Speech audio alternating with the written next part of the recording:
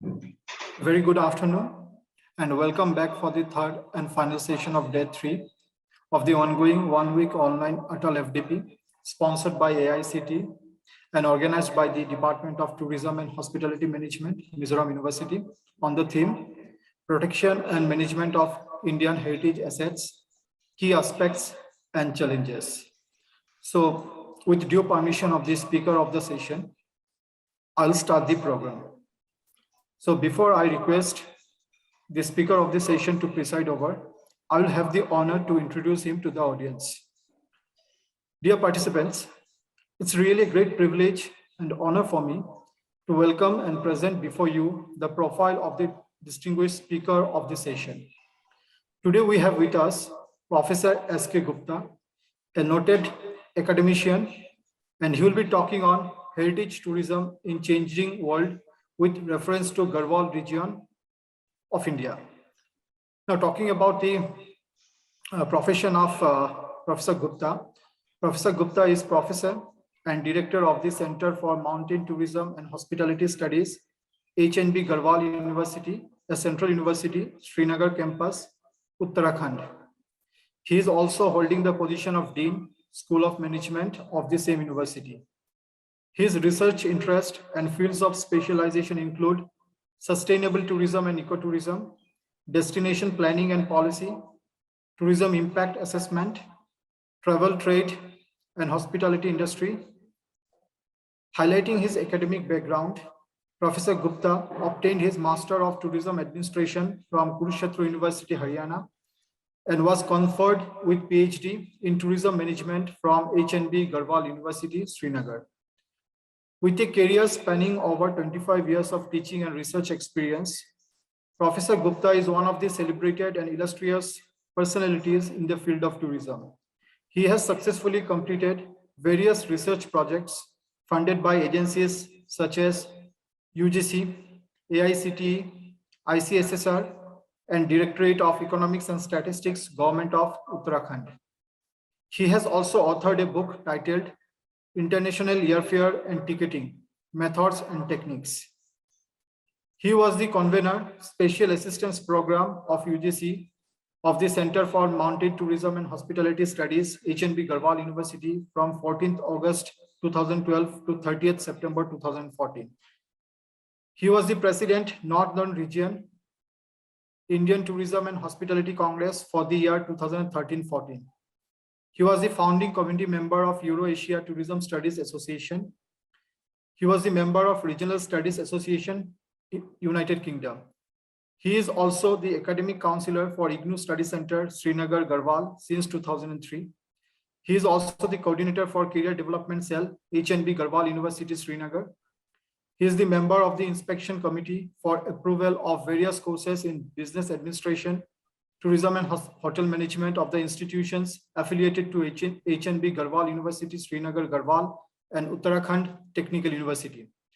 Speaking about his international collaboration, Professor Gupta was coordinator of the European Union Erasmus Plus program for interinstitutional collaboration between Dimitri Cantemir University, Romania, and HNB Garhwal University, India.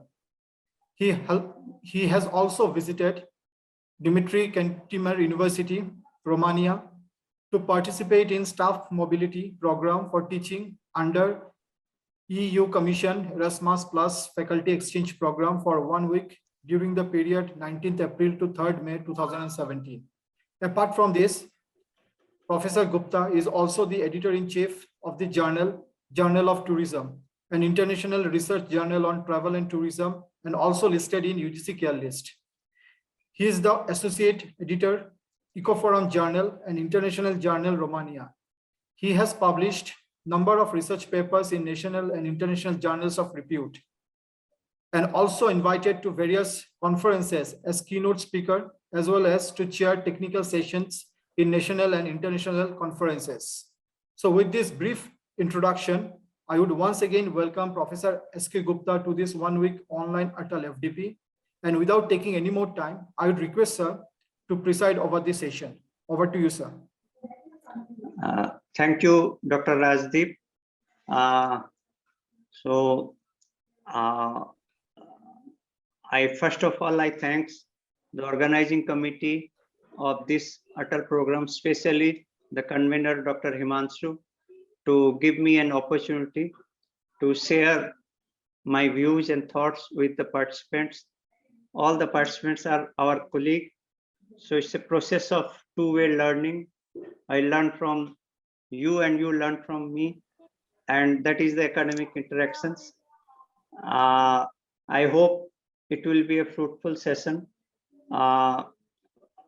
First, I congratulate the convener to choose a very important topic for this FDP, because heritage tourism is one of the important aspects of tourism in India.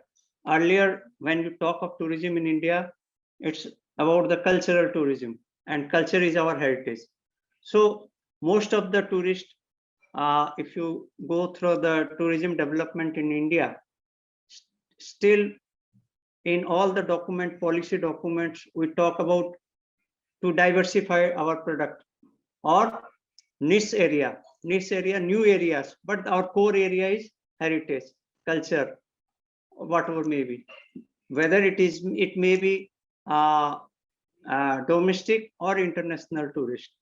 If you go through the tourism statistics also, even in domestic and international also, the maximum number of tourists who visited India comes under this segment of market. And the area which I will deliberate today is this part of the world where I am working, and I have done, I visited various places, and which is very significant. That is Garhwad Himalaya in the context of heritage tourism. So that aspect, we share the heritage in my deliberation. I'll share the heritage tourism resources and how the trends are changing, and what are the challenges in heritage tourism management, and what should be the approach in that aspects particularly.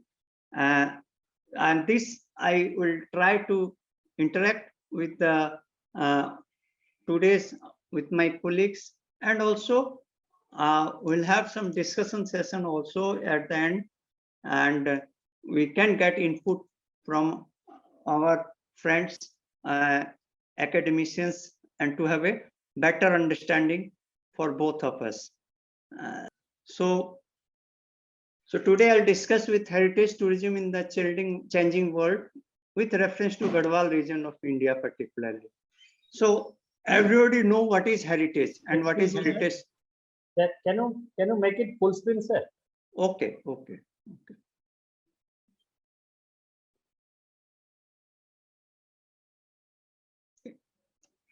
You can go to slideshow, sir. Okay.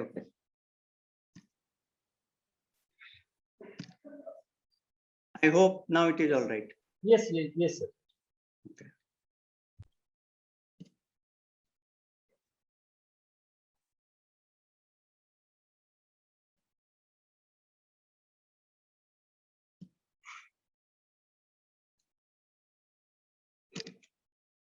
Yes. So when we talk of heritage tourism, particularly what we mean by heritage, in general concept, everybody knows what is heritage. Heritage means that something transferred from one generation to another generation particularly, right? So what is transferred, and in the context of heritage tourism particularly, so that means the past generation that has preserved that heritage and that transferred to the present generation, and among the present generation also a significant number of people wants to also preserve and hand it over to the next generation. So all these are transferred through the tradition particularly, right? So it itself is a very important field, and tourism in India particularly, and it is a very growing aspect.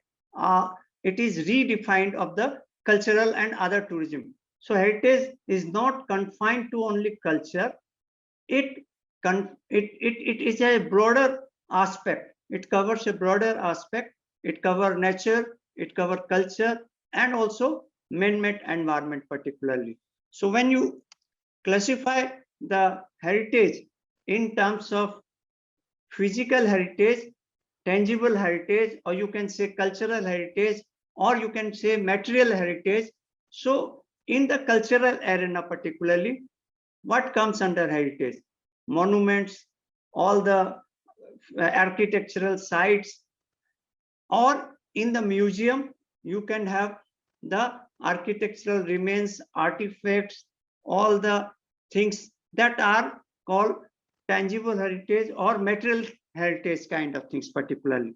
But side by side, you have intangible heritage, or you can say immaterial heritage, and that covers some vast other aspects of heritage. It includes philosophy, it includes artifacts, life arts, culture, dance, folklores, family patterns, traditions, a lot of aspects are there. Religion, religious practices, spirituality, these are all intangible aspects of heritage we can cover in that way, right? So that all these heritage like community heritage, community way of living, family traditions, and all other aspects are there in the community heritage in that kind of things particularly. So folklores, fairs, festivals, so these are live heritage, you can say intangible heritage, you can say immaterial heritage, whatever nomenclature you can give, these are the different heritage are there particularly, right? And in that kind of heritage particularly, it depends on the personal aspect, some aspect of interpretation of these kind of heritage. Because when you see those tangible heritage, maximum visit to the monuments, when you see the statistics of heritage tourism in the context of heritage tourism in terms of tourist arrival, most of the monuments which are very popular monuments of India, they are on the top list of heritage. So these are, everybody knows that Agra Fort, Taj Mahal, Qutub Minar, Konark, all these, the maximum kind of these are the most popular monuments, and maximum tourists visit that kind of things are there.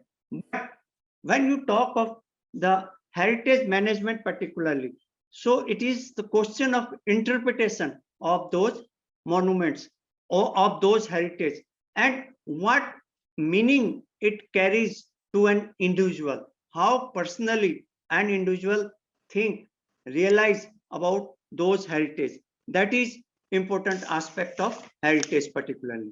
When you talk of heritage management, so when you talk of heritage management, it can be understood in three contexts. In the context of planning, conservation, and management. So three important aspects are there in heritage. One is preservation of heritage, another is conservation of heritage, and third one is the exploitation of heritage. And these first and two aspects is very common in heritage management. But the most important aspect from the professional of tourism and tourist, so that is the third one, is the exploitation of heritage. When you talk of preservation of heritage, what mean by preservation? Means we have to retain in the, we don't want to change that heritage, we want to retain in the unchanged form of that heritage, whether it may be any monuments or artifacts. So you don't want to change that. As such, you want to preserve it. So that is called retention in the unchanged form. But the conservation of heritage, conservation means you want to restore some kind of damage has been done, or you want to restore that kind of heritage, or either old building, monuments, you want to conserve, means you make the restoration work for the modern use, for the suitable modern use. But the third one, the exploitation, you recognize the value of heritage for tourism point of view. So you use that heritage for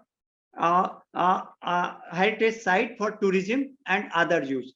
And that there lies the struggle, there lies the conflict, because you want to preserve and conserve, but if you want to use for the benefit of the society, for the economic benefit and other tourism point of view, some conflict arise, some differences arise, and that potential conflict, you mitigate that, you minimize that conflict for the economic upliftment, community development. That comes the true management of heritage. Exploitation, word exploitation may be derogatory, but the proper use of heritage, right, in spite of the conflicting situation arise. So the conflict arise between conservation of the tourism. So in that sense, the interpretation and presentation of our heritage for the tourism point of view is very important. And that is the central challenge, that is the main challenge of linking heritage with the tourism, how you reconstruct the past in the present form through packaging, through interpretation, through marketing, through branding, or all kind of things particularly. So how you make a tangible thing and you mix the intangible things, interpret the true sense, the intangible things in terms of spirituality, in terms of emotional response. By that, tourists give a deeper meaning and sense based on the understanding of that heritage, of that concept particularly. So with this conceptual framework of heritage, let me come to the heritage of Uttarakhand or heritage resources of Uttarakhand particularly. So most of have idea of Uttarakhand, the location of Uttarakhand, those are from the northern part of India, but those are because the audience are from different part of India. So you know the location of Uttarakhand, it was bifurcated from the state of UP and yesterday was the foundation day, or 9th November was the foundation day of Uttarakhand. So it has 13 districts and most of the districts are hill area. It is a part of Himalayan state in that way. Like Mizoram, it is also part of a Himalayan state. And towards east, you have bordering to Dehradun or Uttarkasi district, you have Himachal Pradesh. Then Haridwar region is bordering to Udham Singh Nagar, is bordering to Uttar Pradesh. And the extreme eastern and northern side is the border of China. And most of the shrine like Badrinath. So there is a tradition when you come to the religion tourism. So there is a concept of Bamavat Yatra, means left to right. So here in Uttarkasi, you have Yamunotri, Gangotri, the source of river Yamuna and Ganga, and one of the Char Dham of Garhwal region. In Chamoli and Rudraprayag, you have Kedarnath and Badrinath. And this part is a Kumaon region. So Uttarakhand is two regions, Garhwal region and Kumaon region. And these are the plain districts of plain. And rest are the hilly region districts are there. So, and as I know, the natural heritage is one of the important aspects of heritage, which include island, sea, river, water bodies, mountain, forest, flora, fauna, landscape, gardens. So these are also the important heritage. And in that aspect, Uttarakhand is very rich because you have almost 65% of forest in Uttarakhand, and most are the hilly region, and that are high altitude hill and part of Himalayan region. And that in that context, Uttarakhand is not only rich in cultural heritage, but also rich in the natural heritage. So most of the altitude of Uttarakhand, it only a very few region or part of Uttarakhand is below 1,200 meter. So that are the lesser Himalaya, that are also hill Himalaya. So it is around 1,200 meter to 2,400 meter. Then the Greater Himalaya, 2,400 to 3,600, and the Trans Himalaya, the Upper Himalaya. So from the tourism point of view, most of the hill stations are located between around 2,000 meter, and most of the shrines, religious shrine. So these are the importance of religious shrine because they are located above 3,000 meter heights in that way particularly. And these are the paradise for the natural lover and the trekkers. So that way, this state has a very rich heritage in that sense. And Trans-Himalayan region, this high altitude, you have some high altitude shrines are there. I'll give a brief profile of these shrines. And most of the high altitude trekking, mountaineering, all these mountain peaks, they are located in the Trans-Himalayan ranges in that way particularly, right? So if you find the heritage resources of Uttarakhand, so that can be divided into, as I told you, you have cultural resources, religious, fairs, festival, unique tribes, unique local people, their unique culture, right? Then adventure, nature-based adventures, hill resorts, all aspect of heritage. This region or this part of region is well equipped, all these kind of resources particularly. When you talk of the hill resort, the popular, although Nainital is not part of Garhwal, it is a part of Kumaon region of Uttarakhand. So from Garhwal region, you have Mussoorie, Lansdowne, you have Kirshu, you have Pauri, all these are part of. Then some upcoming hill stations are coming up like Dhanolti and other regions are coming up. And you have very famous pilgrimage centers like Hardwar, Rishikesh, they are in the foothill or in the plain region. You have Badrinath, Kedarnath, Gangotri, Yamunotri. These are the Char Dham of Garhwal, and of Char Dham of India, Badrinath is one of them. Hemkund Sahib is famous Sikh shrine. Then Jageshwar, Baidnath, Patal, Bhubaneswar, these are part of Kumaon region in that way. So you have river, you have glaciers, you have high altitude lakes, you have pastures, valley of flowers, various meadows, alpine meadows, right? Very fine trek routes. Then famous for wildlife tourism, famous national parks and wildlife sanctuaries are there. And they are unparalleled in the sense that most of the parks and sanctuaries of India which are located in foothill areas. But here you have in hills, Garhwal Himalaya, you have all kinds of parks and sanctuaries are there. Then you have unique fair and festival which is unparalleled in Garhwal, that is Nanda Jat, Kumbh Mela, Haridwar. And in terms of mountaineering, you have 100 peaks above more than 6,500 meter heights. Then you have skiing resorts are there, Oli, Dayara, Munsiali, and you have, it is very famous for river rafting. I'll come to that aspects and one by one. Then you have aero sports and other things are there particularly. So these are the pictures of Badrinath, Kedarnath, Gangotri, Yamunotri, Rishikesh, Haridwar, in that way particularly. So when you talk of the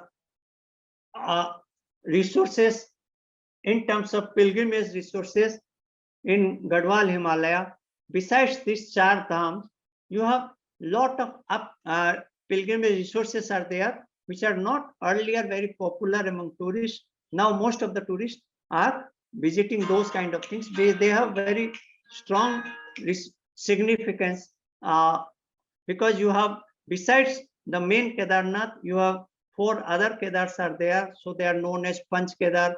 You have 4 other Badris are there. You have, those are called Panch Badris. So besides that, you have all the other very important religious centers are there. Various Shakti Pithas are there in Garhwal. So they are called as Devi Darshan Circuit. like Kalimat, Chandravadni, Kunjapuri, Surkanda, Dhari Devi, all these are, and you have Ansuya Devi. Those who know mythology, they know the importance of Ansuya Devi in mythology, Kartik Swami, Haryali Devi, all things are there. So which are then for Sikh, Hemkund Sahib. So all these are very important places are there. And in these main science, in major science, you have to trek a few distances in the natural beauties to understand the natural heritage, and one can realize those natural heritage only after visiting those places are there. So if you go to the Badrinath particularly, so everybody knows Badrinath is among one of the 4 dhams of Indian, and Shankaracharya, Adi Guru Shankaracharya has established these 4 dhams in 4 parts of India: Dwarka, Pit, Badrinath in north, in east Jagannath Puri, in west Dwarka, and south Rameswaram, to unite India culturally, so that India can unite culturally in that kind of things particularly. But how Badrinath is special in a particular aspect, because it is located in higher Himalayas particularly, due to its spiritual ambience and natural beauty. So for that reason, Badrinath is very important shrines in that way particularly. And one of the important aspects are there, that Badrinath is also related to Mahabharata epics also, because Pandavas, they start their journey to the Swarga or about to Swarga after the Mahabharata war, and they left their body beyond Badrinath. So in Swarga around the mountain Swarga, and in that way they visited those places in that way. And the uniqueness of Badrinath also is there. Here you find the Lord in meditative posture, and 6 months the human worship the God, and the rest 6 months the gods they worship the Badrinath. And it is in terms of architecture also, so it is a unique fusion of the temple architecture of north and south also. That way it has the architectural importance is also there. So, and moreover, Badrinath, you have the various other heritage destinations are there nearby, which are very important from mythological point of view also. You have Panchdharaj, Panchshilaj, all are related to the characters of Hindu mythology in that particular sense particularly, right? And even there is a place that is called Brahm Kapal in Badrinath, where you can offer the rituals of Shraddha Pindas, means you those for your ancestors, you perform the final rituals of Shraddha, and it was believed that so they get the salvation after that puja, special puja in that way particularly. So that way Badrinath has so much of significance.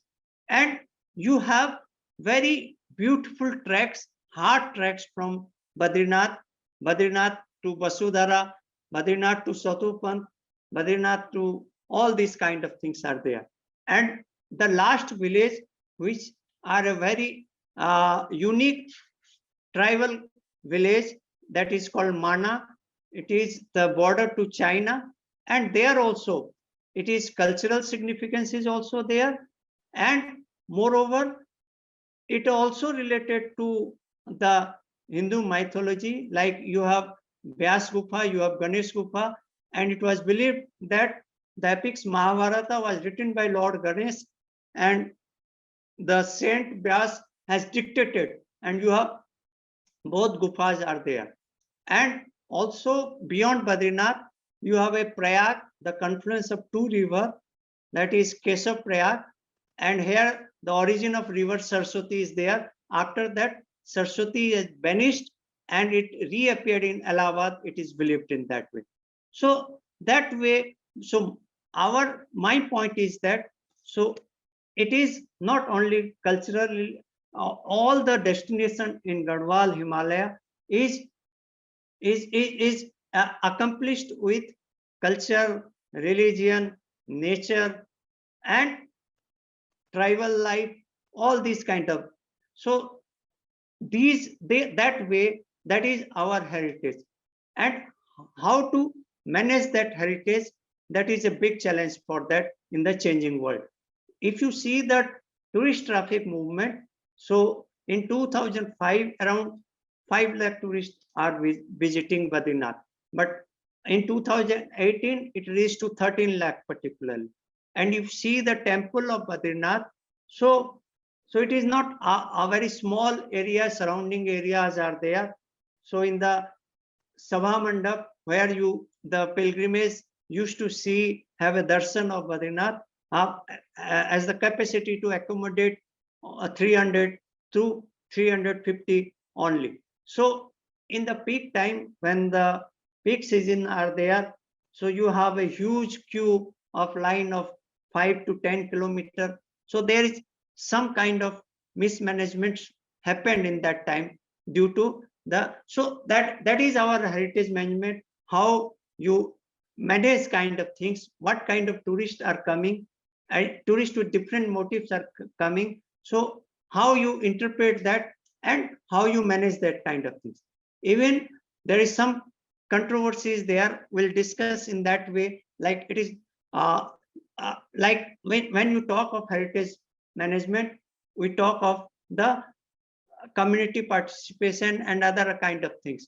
So now most of the strategy or government, whatever plan or act of management or of heritage have been enacted. Like recently government has introduced the law of Devasthanam board in that way. Earlier it was under the control of BKTC, Badri Kedar Temple Committee. So all the temples of this region are under Badri Kedar Temple Committee. Now it's a new act has been taken over that to control the all the shrines of those Uttarakhand and Garhwal regions particularly. So it has some good points are there, but the things is there, it has good provisions are there, it should be there. The government should be very active in managing our heritage, take proactive action, but things that the perception of the local should be also positive toward the government. So there is some sorts of communication gaps are there, so that there is a fear and psychology is there that new act has come, so it will overtake our rights, so it will harmful to us. So it has to be communicated properly. Yes, this act for the benefit of this destination or for the benefit of you, not for harming you. That kind of perception should be developed. It should be well explained, because most of those priests and pandas of that, they objecting this Devasthanam board act in that way. Why?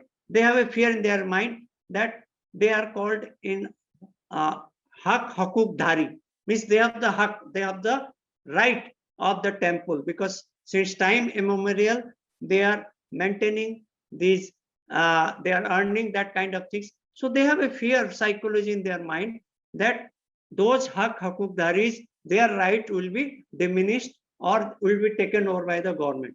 It is not actually true in that sense, but government has to convince them, they have to explain. So there should not be a communication gap, so that those heritage can be managed properly with the help of the local community, because local community are the real custodian of any place or any destination. So they can manage, government cannot do anything on their own. So the sense of confidence has to be developed in them, that whatever measure government is taking, they are not for against them. So that kind of things must be there. So similarly, we have the another shrine, that is Kedarnath. So everybody know the history of Kedarnath, and this, the mythology of Kedarnath again related to the epic Mahabharata.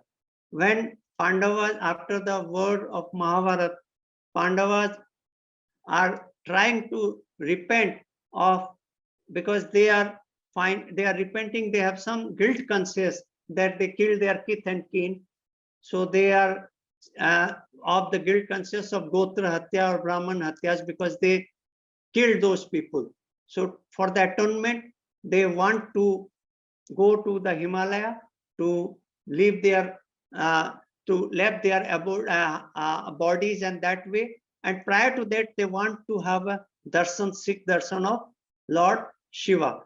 And Shiva from Banaras, he fled to the Himalaya to avoid them, and that way. So from Guptkasi to upper Himalaya. So from Guptkasi he vanished. So the place is called Guptkasi, just before the Kedarnath.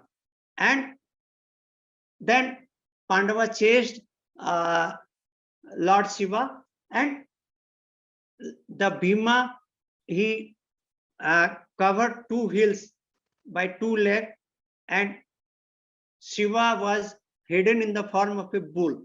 So when the bull was not passing through the leg of Bhima, so Bhima recognized that that bull is Shiva and tried to catch hold of it. So he moved inside the earth, and on the hump is of the bull is remained upside, and that place is called Kedarnath, and it is worshipped in that way particularly. Similarly, 5 other places where different part or different body of Lord Shiva was immersed, they are called the Panch Kedars in that way. Like Rudranath, where the face is worshipped, Kalpeshwar, where the hair and other part of the body is there, Tungnath is the shoulder portions is there, Madhmeshwar is the middle part is there. So that way, these 5 Kedars are related to Lord Shiva. Again, Kedarnath is not only a religious place, that is the most important aspect of visiting. Prime motive of visiting Kedarnath is for the pilgrimage purpose. Besides that, you have treks towards Basuki Tal and Gandhi Sarovar. Beyond, their hard treks are there. And Kedarnath is located under wildlife sanctuary, Kedarnath sanctuaries.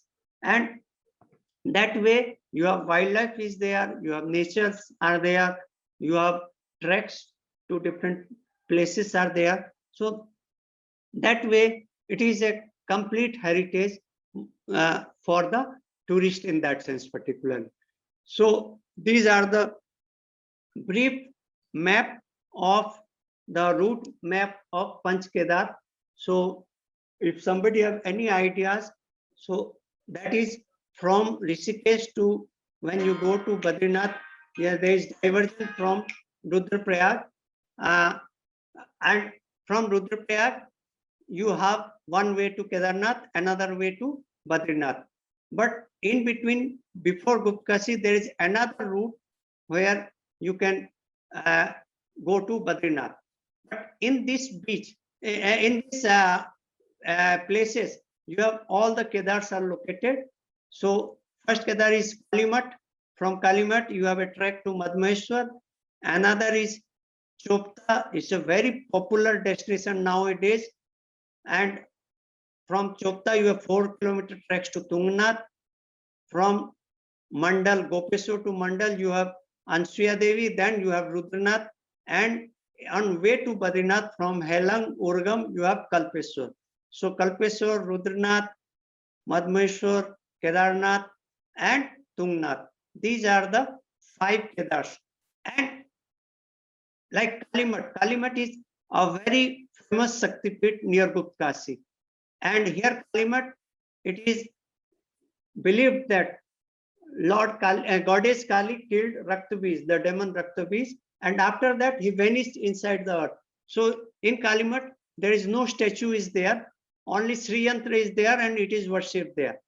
And in only once, one day in a year on the Sarad Navratri, and only on Ashtami's days, the worship of the deity is taking place. Other all the days, only symbolic, the Sri Yanta is worshipped in that way. And culturally also, Kalidas, Kalimat is very famous for Kalidas also. You know who is the Kalidas? And Kalidas was the famous poet. And in nearby is the village Kavilta is there. And that was the believed to be the birthplace of Kalidas in that way particularly.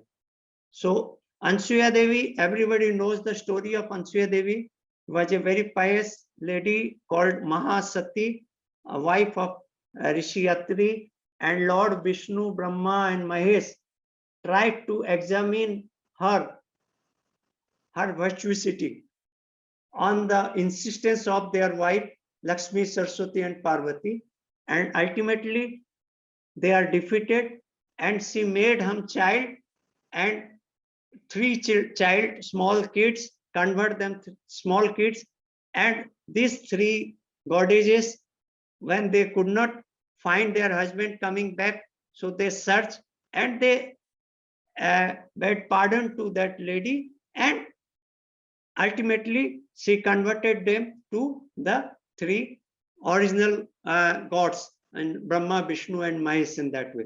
And they blessed with three very three sons by these three trinity, that three big saint Bhrigu and Durvasa, and so they are the son of Atri in that way. So all these places of Gadwal Himalaya are full of mythology, and so it is called the Devbhumi in that sense particularly.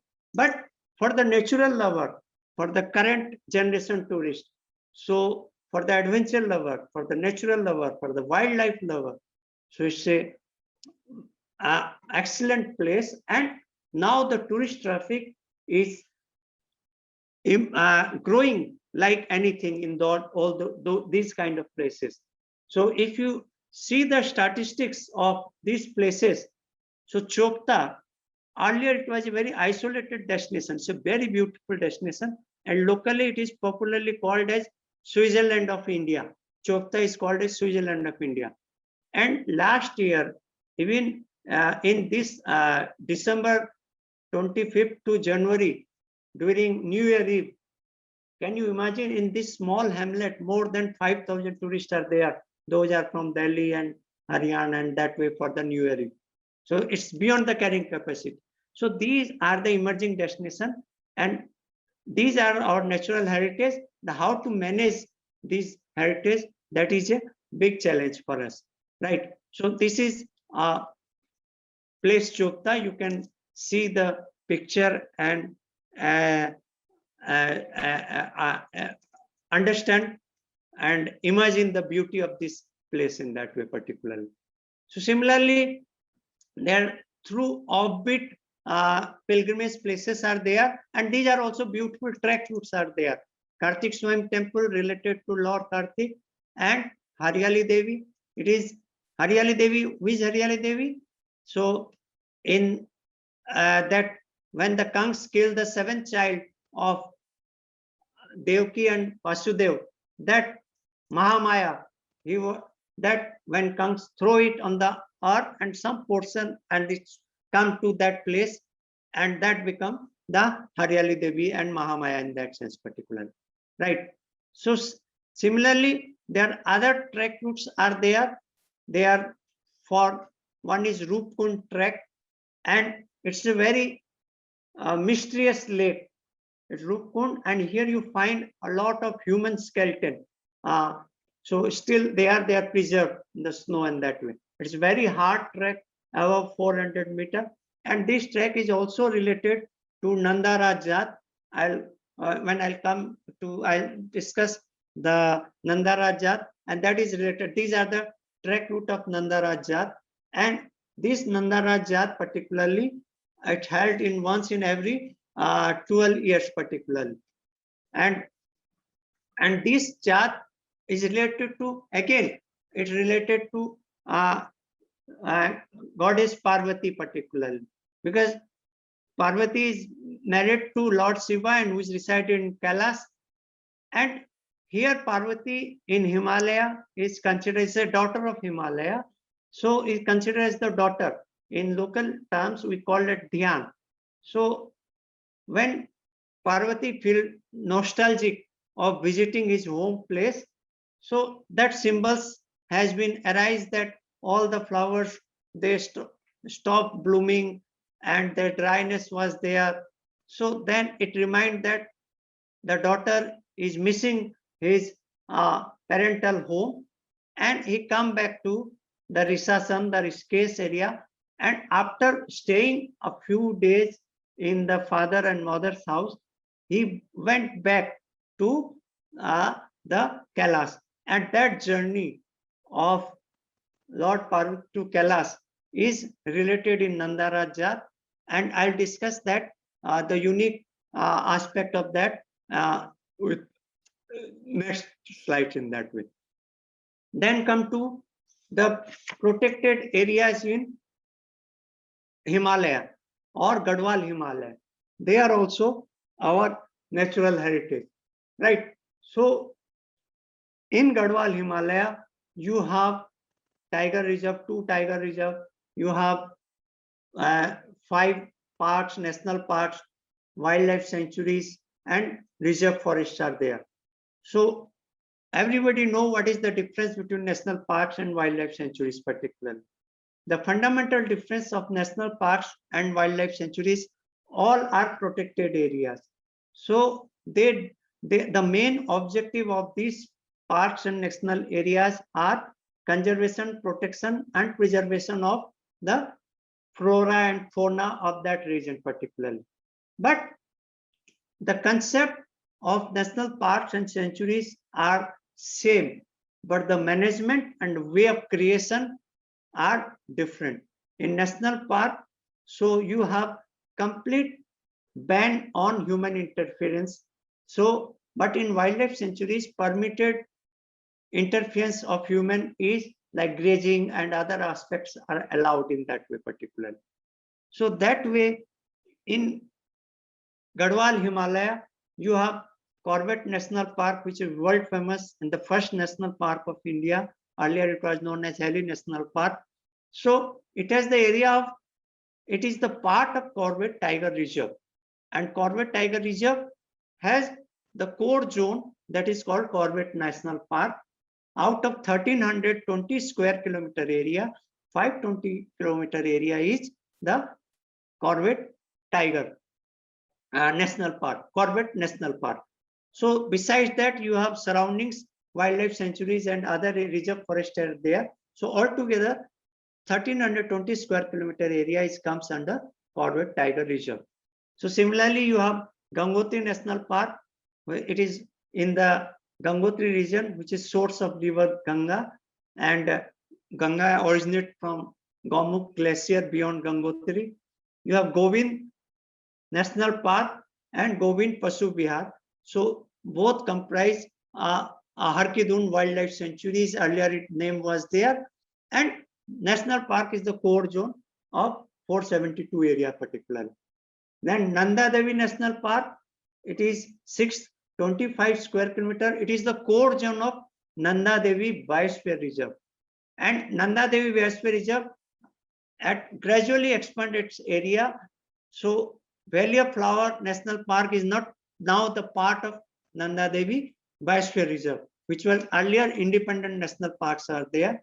And Valley of Flower is near to Hemkund Sahib, and it is a national park which is rich in flora particularly.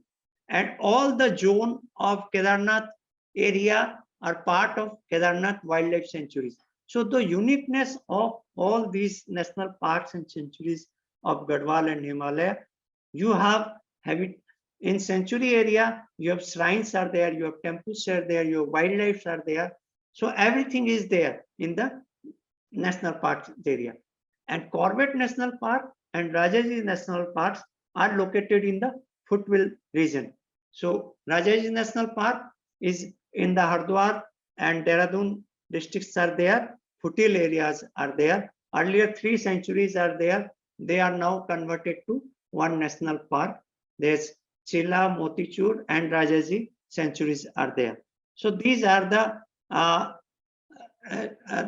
heritage, wildlife heritage of Garhwal Himalaya. And the Nanda Devi National Park now area has become 5860 square kilometer. So you have old Nanda Devi Biosphere Reserve. So now it is a part of World Heritage Sites particularly. So it includes Valley of Flower also. It includes Nanda Devi National Parks also. And these are the Hemkund and Valley of Flower. So when near to Badrinath, its place is Govind Ghat is there. From there, you have trek starts now. Further 3 kilometer roads up to Fulna has been developed. So Fulna there is trek up to Gagaria. From Gagaria, there is one route to Valley of Flower, another route to Hemkund and Lokpal. And this Hemkund and Lokpal is a Sikh shrine and located around 4,800 meters, such a heights in that there. So now again, you see this year, up 2018, around 13,000 tourists visited both domestic and international to Valley of Flower. And this time, due to Corona, this place is open to tourists only in the month of September. So after September, you have around 1,000 tourists are there. And now see the trend change, the nature of tourists changing. Earlier, Valley of Flower is only visited by nature lover and adventure tourists. And Hemkund Sahib is the Sikh pilgrimage people are visiting. This time, majority of the tourists are from Delhi and Haryana, and they are corporate clients, and they are doing work from home in this peaceful and serene environment. They stay here for 10 days, 12 days in Valley of Flower, in Chopta. So these are the changing clientele. These are the changing dimension of the heritage tourism are there. Because people love to live in isolation, and in such a natural beauty and isolation, they are doing there, they are staying there in that sense. And so their routine people, they live their routine life, they do their corporate work also in there for 10 to 12 days, they stay there in that way. So that is the developments are there. So this Valley of Flower, and it's rich in culture in the sense that Gurudwara Hemkund Sahib is there. There is a famous Lakshman temple is there. And it is also believed in mythologically that Lord Hanuman found the Sanjeevani beauty from this place, collected the Sanjeevani beauty from this place particularly, right? So that way, and unique flower that is called Brahm Kamal, Sosera oblongata, and that is unique in this region, and very unique flowers you find in Valley of Flower. So these are the few flowers which are very popularly available in these places particularly, right? And all the high altitude wildlife sanctuaries and national parks has this kind of fauna. The snow leopard, this is a endangered species here, and it is a big challenge to preserve this species. You have varal, musk deer. Musk deer, everybody know what is musk deer, kasturi murg jisko Hindi mein hum bolte hain, and right, and this is Himalayan black bear. So these are high altitude fauna are there, right? Thar, coral, these are the high altitude there. And you have in Nanda Devi National Park, you have, it is located in very high altitude. From it start from 2,000 meter up to Nanda Ghuti and Nanda Parvat, that is 7,800 Nanda Devi main Parvats are there. And this Nanda Devi National Park is located in this area particularly. And it is a high altitude treks are there. Now the travel to Nanda Devi main core zone is banned in that way, because it is strictly prohibited. Earlier, mountaineering was allowed that Nanda Devi core zone, Nanda Devi National Park, but now it is not allowed in that way particularly. And here you have the trek starts Tapovan, Lata, Reni. These are the surrounding villages are there, and here there is a conflict. After the ban of these kind of things, what are the consequences of that kind of thing? As I already told you, most of the parks and sanctuaries in the high altitude region, those people, those tribal people or those local people who are living on those areas, they are the true custodian. Their livelihood are based on that kind of things are there. But now what happened? Now, due to the ban, there is a lot of socio-economic consequences arises in that way particularly. And in that area particularly, you find how these local population has suffered and what are the consequences of those conflict of local and other peoples are there particularly. So there is a lot of settlements surroundings those areas are there. So what happened due to the ban in that area? So due to the ban in that areas particularly, so they lost the religious rituals. Most of the religious rituals are being performed in the high alpine in that areas particularly. When the people are not allowed to visit that way, so these traditional rituals are gradually, young generation are forgetting those traditional rituals. Also, they are losing the traditional knowledge nowadays, be wool industries or high altitude trekking, because most of the porters are there of that community. Whenever mountaineering expedition are taking place, this community they visit along with that trekking groups. So they are expert, they are the local guide, they know all the forest in detail particularly. And traditional way of medicine, because they know the traditional medicinal plants and all these kind of things are there. So since they are not allowed to visit, so gradually the younger generation, they are not aware of that. So they forget their traditional knowledge in that kind of things. They forget their customs, they forget their traditions. So these are the impact of the conflict between the local community and the forest department or something else due to, so these are the perception of the people regarding these rules and regulation or ban on that. So that way they are opposing that kind of things particularly. And most of these villages, the younger generation are now migrating from that area to other areas.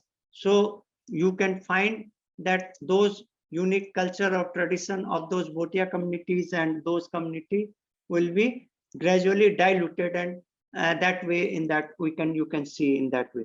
So they are losing their identity in that sense, we can say particularly. And they are losing their income from traditional medicine, tourism, and other kind of things, since they are not able to access to the medicinal herbs and plants. So the younger generation are not able to learn all those kind of things particularly. And moreover, in those areas, in those heritage areas also, there is also impact of the hydroelectric dam and projects. So few months back, you heard there is a lake developed near Joshimath, and that Malari area, some person are washed away. So that damage, so that these areas part of this Nanda Devi sanctuaries and wildlife reserves and that way. Similarly, there is one kind of conflict in that area in Nanda Devi parks and sanctuary, and there is another kind of conflict is there in the Rajaji National Parks.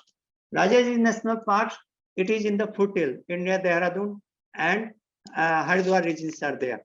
in 1930s, when it was centuries were there to develop silviculture, one community are being settled there, and they are called Thongya community, and that community are allowed to do some intercropping and side by side work as a labor to do the silviculture, and other aspects are there.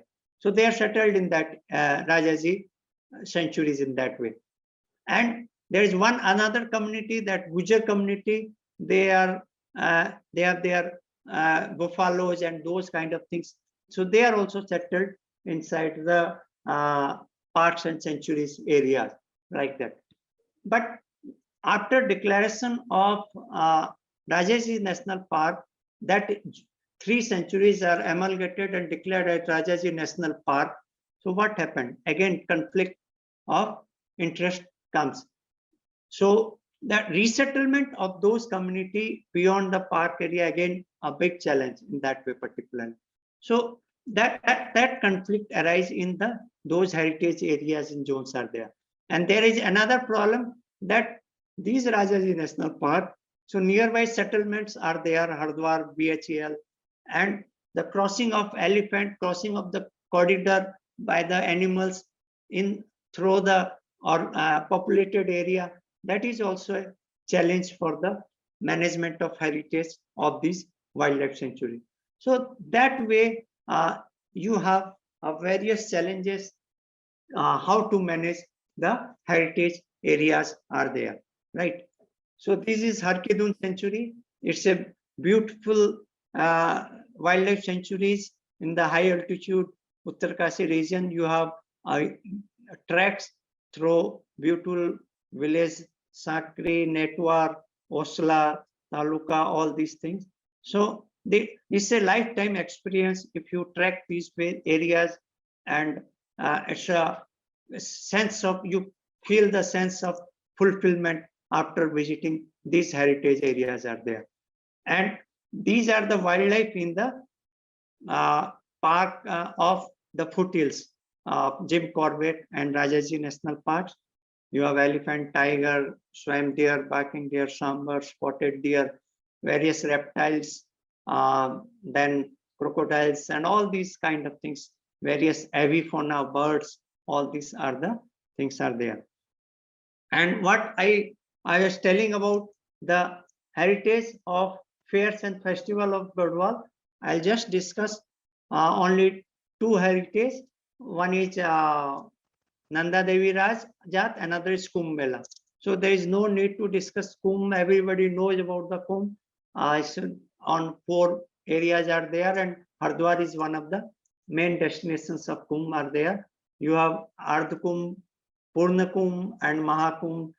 Ardh Kumbh comes in every 3 years, and Purna Kumbh comes on every 12 years, and Mahakumbh in after 12 Purna Kumbh or 144 years. And you know the mythological story behind the Kumbh.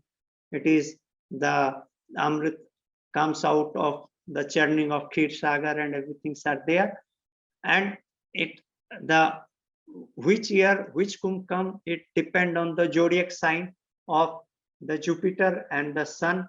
किस लग्न में सूरज होगा और किस लग्न में बृहस्पति होगी, तब वो कुंभ नासिक में होगा. यदि लियो और कैंसर है तो आपका नासिक में होगा. फिर उसी तरह से the various zodiac sign decide कि कुंभ कहाँ होगा, नासिक में होगा या उज्जैन में होगा या आपका हरिद्वार में होगा या इलाहाबाद में होगा. But the uniqueness of this Nanda Devi Jat, as I told you, the background, it related to journey of Lord Parvati from Maika, from the parental house to the Sasural, that is in-laws house, Kailas, in that way particularly. Since Parvati is considered as the daughter, so when this Jatra from, and it is a 22 days journey of 280 kilometers, and different substations are there, and each substation different smaller deity join this Rajat, and it become a Mahajat Rajat particularly. So in 2014, the last Rath Yat held, and prior to that in 2002. And in 2002, very few people are there, around in lakhs in that way. But can you imagine the volume of people who joined Nanda Raj Jat in 2014? It comes around 30 lakh, right? And 30 lakh people has participated in Nanda Raj Jat in 2014. And when come to the last destination, it starts from the plain area. Ultimately, it passes through very tough terrain, very hard track. And there, even in the last destination, about 20,000 pilgrimage travel up to the last destination, that is Home Kund. And in that place, you don't have any facility in that time. But this is the heritage management. This time, government has taken a very supportive role, provide a huge amount of logistic in that high altitude area. You have helicopter flying for emergency evacuation. You have more than thousands of police people deputed for the protection of the pilgrimage. You have 100 high altitude tents provided by the government administration with 20 high voltage lights in those areas which are in the very high altitude area, and providing food for the pilgrimage, even bhandaras from private also, like Amarnath Yatra and other. This, for the first time in Nanda Devi Jat, you have big bhandaras are there where 40,000 people at a time can eat foods in that way. So it has spiritual aspects are there, it has economical aspects are there, it has political aspects are there, so religious aspects are there. Religious aspect in the sense, you have Bedni Bugyal, you have Roop Kund, you have high altitude lakes are there, and the water is freezing cold. But people, those who are hardcore devotionalists, they walk in barefoot. They took bath in that ice cold water. So that is called tapasya. So that is one segment. That is devotion. That is spirituality. Some adventure lovers are there. They move for some other purposes are there. So these are ascetic, these are tapasya, and you have cultural aspects are there. When you pass through different villages, that Raj Yatra pass through different villages, you see the local people, old people get emotional. They start crying because their daughter is leaving the Maika, going to the Sasural, right? You have cultural festival, traditional dance of that kind of things are there. And one of the most important aspect of Nanda Raj Jat is that how Nanda Raj Jat was initiated. So in a particular village, in that village, a 4-horn ram was born, and it gives the signal that it is the time to leave the dhyan, leave the daughter to the Maika. And that 4-horn small ram, it is the representative symbol of incarnation of goddess Sati or Parvati. He is the only person who accompanies his journey from Home Kund, the last destination where the people left the symbolic yatra, and from that to Kailash, this ram only accompany the Lord Parvati, or that is the symbol of Lord Parvati.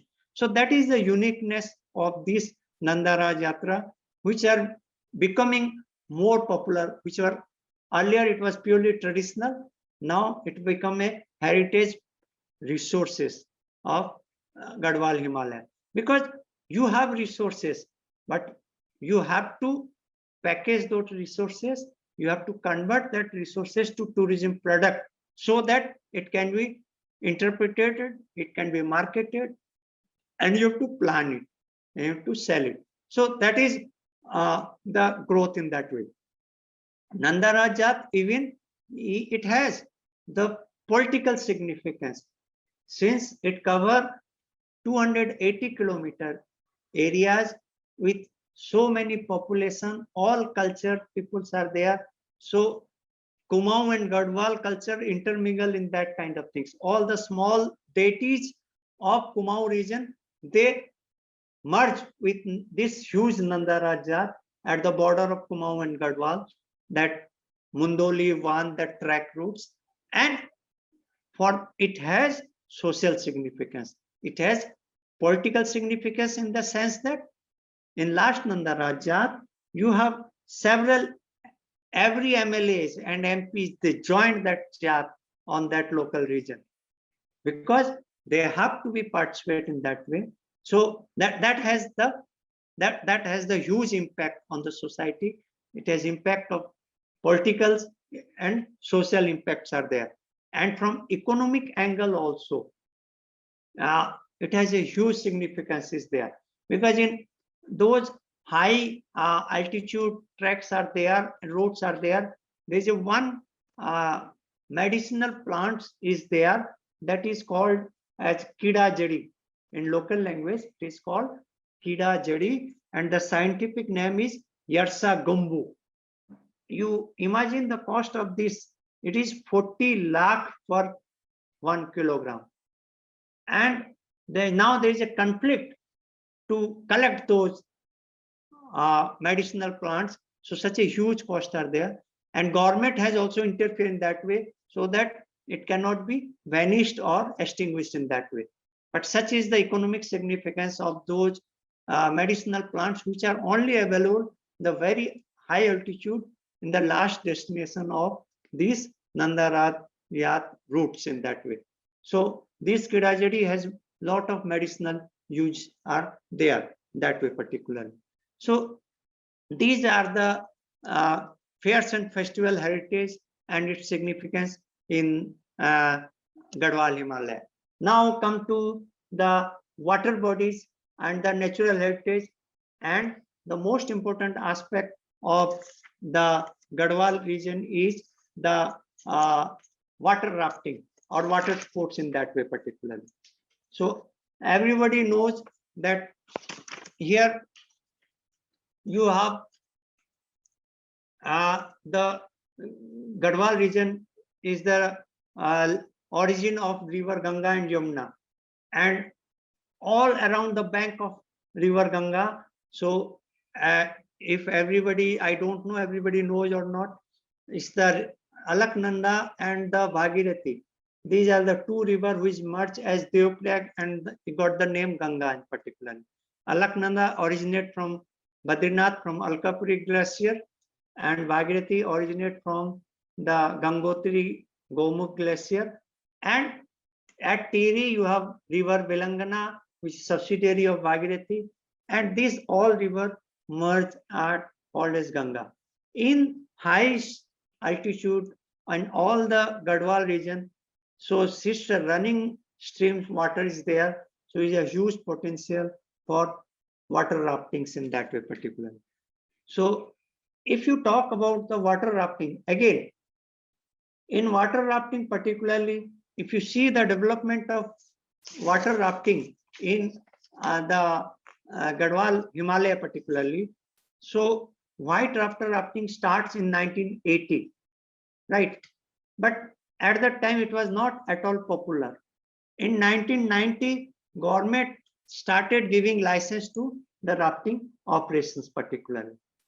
But after that, in 1993, the government allowed camping towards in the beaches of river Ganga. And most of the water rafting activities, most of the confined from Rishikesh up to Kordiala in the 36-kilometer stretch, 36 to 40 kilometer stretch. And in over the period of time, there is a phenomenal growth of these rafting operations in there. So in 2004 only, you have 27 rafting companies are there only, right? And in 2006, you have 60 rafting companies are only there, right? In 2012, it around 140, and 2018, now around 300 rafting companies are there, and more than 10,000 people are engaged in this, employed in this kind of business. If you see the growth of tourists up to 2005 to 2009, it is around 25 to 30,000 tourists are coming for rafting only, right? But you see, after 2009, 2010, 72,000. You see the growth, and 2018, 3,50,000. So what are the consequences then, right? So that means there is uncontrolled growth was there, and lot of environmental and other issues cropped up. So there is a case was filed in the Nainital High Court, and in 2015, National Green Tribunal banned all the activities of rafting in that stretch.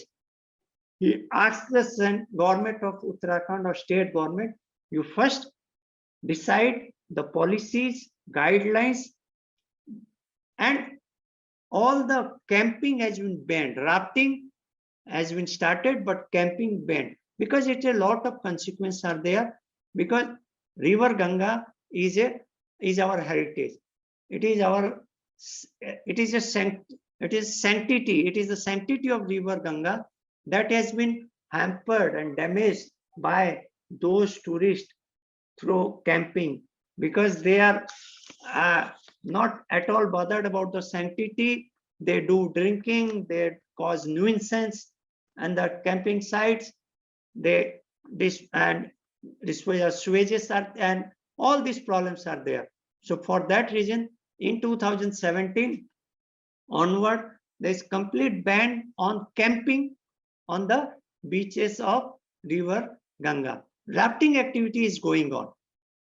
Again, there is a need for regulating rafting of activities. Earlier, what happened? Government now has made a policy, clear-cut guidelines that develop after the intervention of the court. Prior to that, even what are the figure which are registered rafting companies are there, number of registered raft are there, but the actual figure are different. So illegally, lot of operators are operating. So what happened? For that safety, they are violating the safety norms. So that problems and that has indirectly create a bad image to the in the mind of tourists and create a bad image. So it is the lacking on the part of the government to regulate the activities to protect our heritage, so that court has to intervene. Because court in his judgment and statement, court says that these two rivers, Ganga, Jamuna, are the living entities. They are not the non-living entities. They are our heritage. So they have their every right and duties to protect themselves.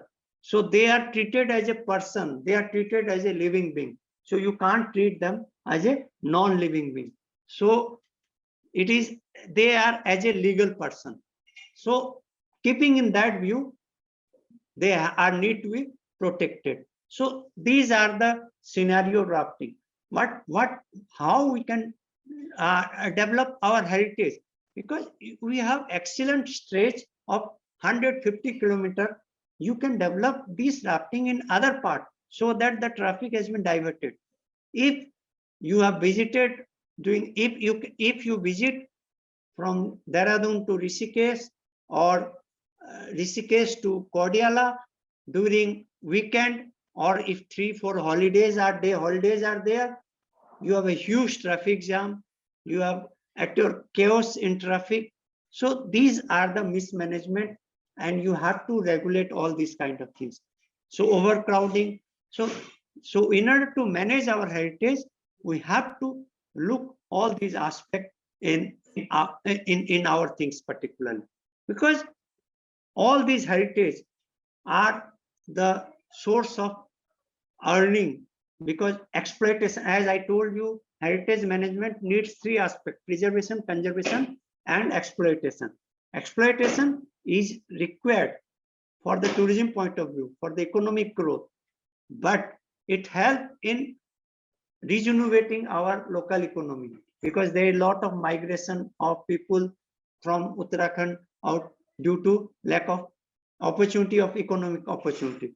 So these heritage, this region is rich in heritage, and they give a lot of opportunity for the locals, economic opportunity. They create job, they improve the local lifestyle, they protect their unique culture also.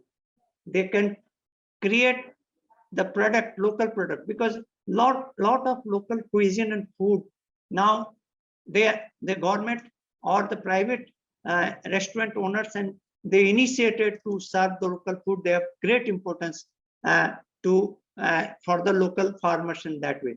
Even the prasad of Badrinath, Kedarnath, now they are made up of local the grains in that way particularly. Lot of performing local dyeing art, they can be rejuvenated, like Pandava Nrityas, other Nrityas up there. They are very unique dance of this region, and that can be, you can revive those dyeing arts in that way particularly. So you can promote local products. So, and lot of, as I told you, lot of other pilgrimage destinations are there, like Panchvedar, Panchkedris, Panch Badris, Panch Kedars, then Devi Darshan, all beautiful lakes and temples are there, which can be promoted. Those offbeat destinations can be promoted. These heritage can also be exploited in that way particularly. So these are the significance of the natural and cultural heritage, which can be exploited through tourism and tourism development and promotion particularly. So, and but we have to think judicially. So in the conclusion, I can say that it is the question of interpretation of those heritage, and this interpretation give quality to the destination particularly. It is not simply heritage interpretation, it not only the preservation and conservation, but it leads to give an enriched experience, a unique experience to the tourist, so that they can enjoy, they can give value to these kind of things. They can appreciate, they can aware about the things, they can understand, and ultimately it leads to self-fulfillment in that way. So interpretation of the heritage is unique. It is the integral part for marketing, for branding, for managing, for planning heritage tourism. And that is very crucial.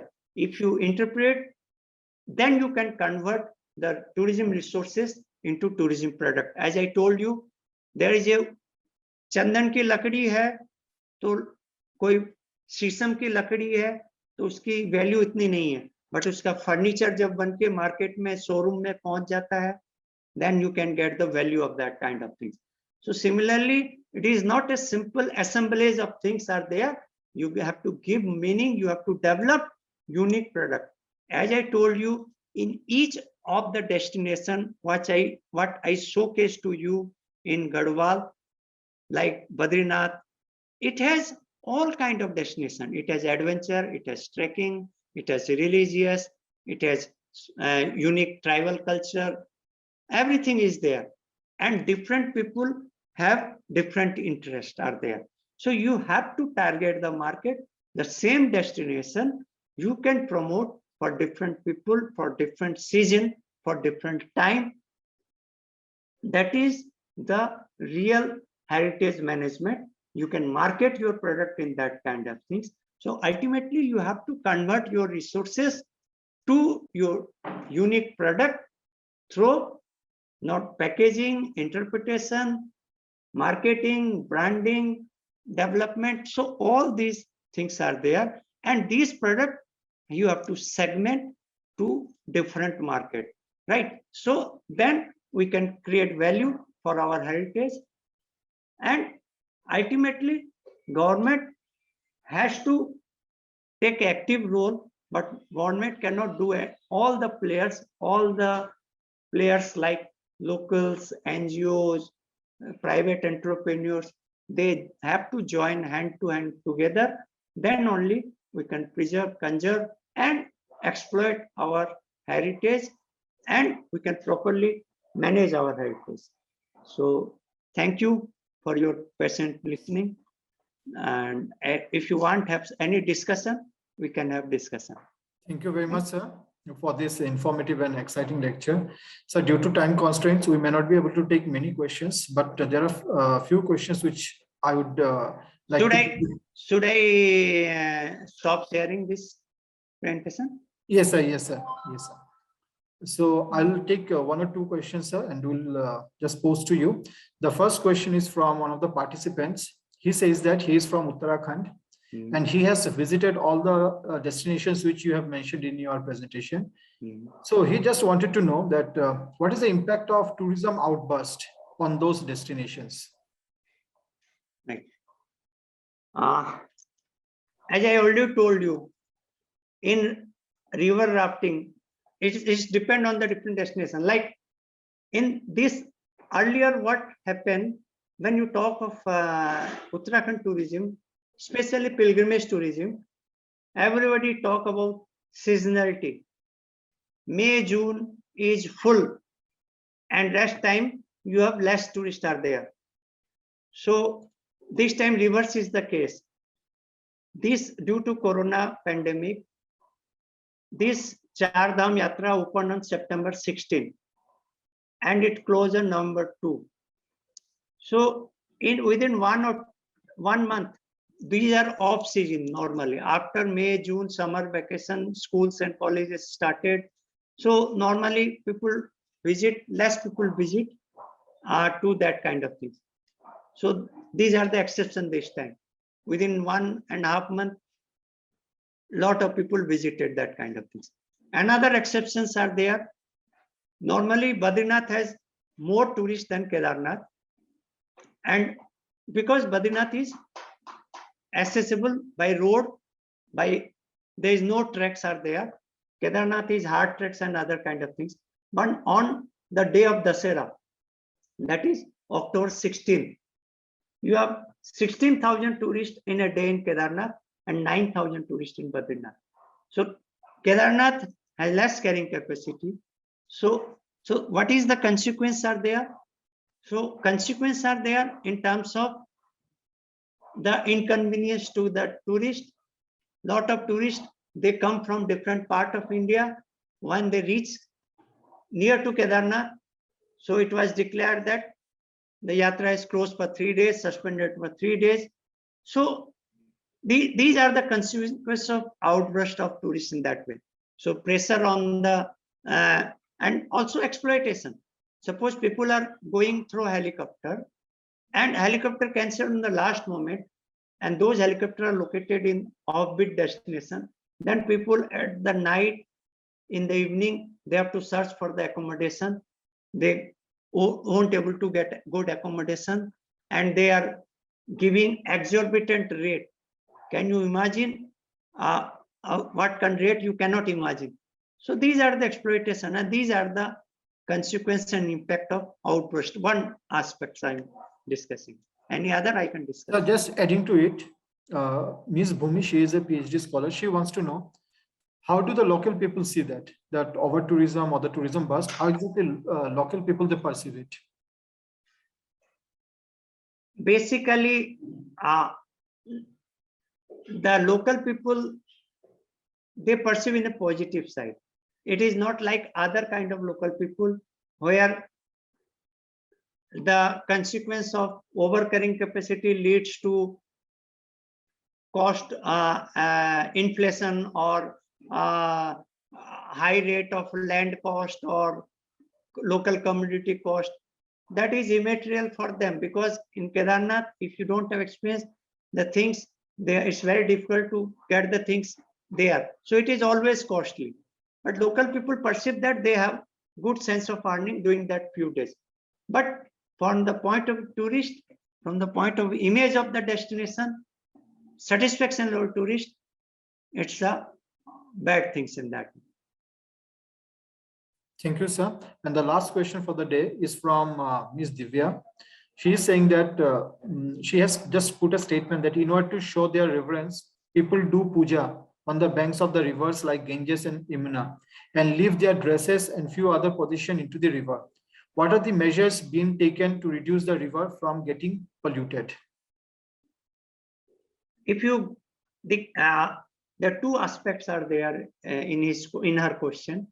When you talk of the river Ganga and Yamuna in the Garhwal Himalaya, this is not the problem, because and in the plain area like Hardwar, Rishikesh, that is one, that kind of problems are there, right? Because in bathing is not allowed in the high altitude river, so it is also not safe also. People don't do bathing in the high altitude river. So these bathing is took place in Rishikesh and Hardwar. And if you see the source of pollution of river Ganga, it is, these are one of the factors, but these are the very minor factor. It is the industrial waste and other, that is the major source of pollution of river, right? That. So here it is question of faith is there. You can convince them, you can make provision to stop that, but that is not the major source of pollution. Okay, thank you very much, sir. So, dear participants, we have reached the final stage of our session. So before we say goodbye, I, on behalf of the Department of Tourism and Hospitality Management, Mizoram University, and on my own behalf, extend our deep sense of appreciation to our distinguished speaker of the session, Professor Shiv Gupta, who has kindly given his consent and graced our event and shared his vast knowledge and experience with us. Thank you very much, sir. We are absolutely certain that the lecture that you have shared with us will augment our knowledge and understanding on the topic heritage tourism in dynamic world in the context of Garhwal region of India. It was a kind of session where we could get the idea about the important heritage sites located at the Garhwal region of India and how they are attracting lakhs of tourists every year. Thank you very much, sir, for your insightful and penetrating lecture. And also, sir, I would request you to kindly share your slides so that we can share the resource with the participants. And participants, it is the time to conclude the third day of this online Atal FDP. Thank you all for being here today. Tomorrow we'll meet again at 10 a.m. and all of you are requested to join at least 10 minutes prior to the start of the first session of day 4 of Atal FDP. Thank you very much and good night. Thank you, sir. Namaste, sir. Namaste, good Namaste, night. namaskar. Thank you, sir. Thank you. Thanks a lot for inviting me and to have interact with all these people from different part of India. It's also my privilege and pleasure and honor to have you as our session speaker, sir, in this FDP. no. I am always, whenever you call me, I will always there, and it's also, it's your love and affection that you call me. Sir, Your department only, sir. We need always your help. I Sir, am always there. sir, it's a request. If you could share your slides with us, because No problem. okay, sir. Thank you, sir. I'll share, no problem. Thank you very much. Thank you. Okay. Thank you, sir. Thank you.